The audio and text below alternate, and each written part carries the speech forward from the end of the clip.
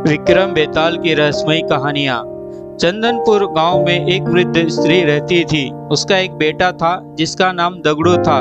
वह स्त्री नए पुराने कपड़े सिलने का काम करके अपना और अपने बेटे का पेट पालती थी। दगड़ू एक कामचोर और आलसी लड़का था और एक दिन रात सपने देखा करता था। दगड़ू के साथ एक बड़ी परेशानी थी कि उसे अक्सर बुरे सपने ही आते थे और जब भी कोई बुरा सपना आता था वह सपना हकीकत बन जाता था। एक दिन दगड़ू को सपना आता है कि कुछ लोग नवविवाहित दंपति और बारात को लूट रहे हैं और उनसे मारपीट भी कर रहे हैं। दगड़ू ने जिसे सपने में देखा होता है वही दुल्हन बनने वाली लड़की अपनी शादी का लहंगा सिल जाने के बाद वापस लेने दगड़ू की माँ के पास आती है। दगड़ू फौरन उसे सपने वाली बात कह देता है। वह लड़की अपनी माँ और ससुराल वालों को यह बात बताती है, पर सब लोग इस स्वप्न वाली बात को वहम समझकर अनसुना कर देते हैं। शादी के बाद जब वर वधू बारात के साथ जा रहे होते हैं तब सपने वाला वाकया सच में घटित हो जाता है और इस पूरी घटना में दगड़ू का आरोप लगते हैं कि वही लुटेरों से मिला होगा, वरना उसे कैसे पता चल सकता है कि ऐसा ही होगा। और शक की निगाह पर सारे लोग मिलकर दगड़ू की खूब पिटाई करते हैं। इस घटना के कुछ दिनों बाद एक रात दगड़ू को सपना आता है कि मोहल्ले में रह रही चौधराइन का नया मकान गृह प्रवेश के दिन जल कर खाक हो जाता है। तभी अगले ही दिन चौधराइन उस मकान को बनवाने की खुशी में लड्डू लेकर दगड़ू की मां के पास पहुंचती हैं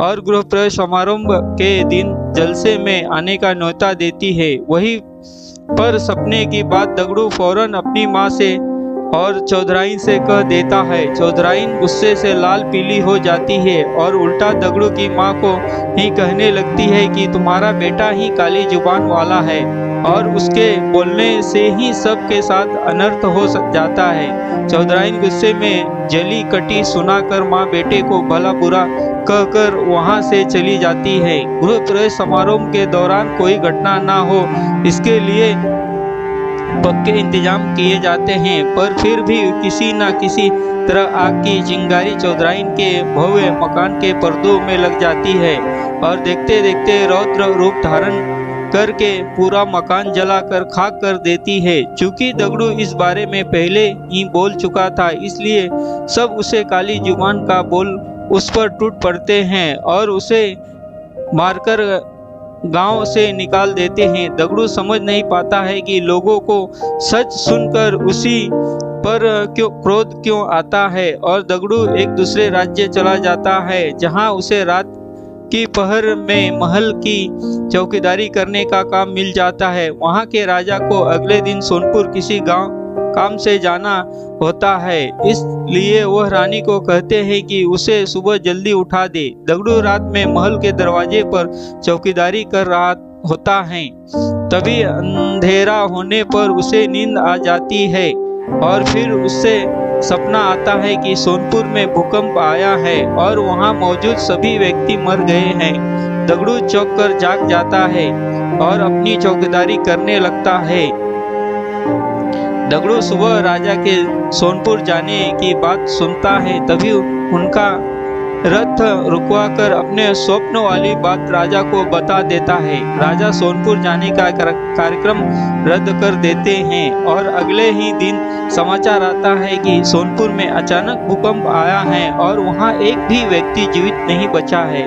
राजा तुरंत दगड़ू को दरबार में बुलाकर सोने का हार भेंट देते हैं और उसे नौकरी से निकाल बाहर करते हैं। इतनी कहानी सुनाकर बेताल रुक जाता है और राजा विक्रम को प्रश्न करता है कि बताओ राजा ने दगड़ू को पुरस्कार क्यों दिया और वो पुरस्कार दिया तो उसे काम से क्यों निकाला।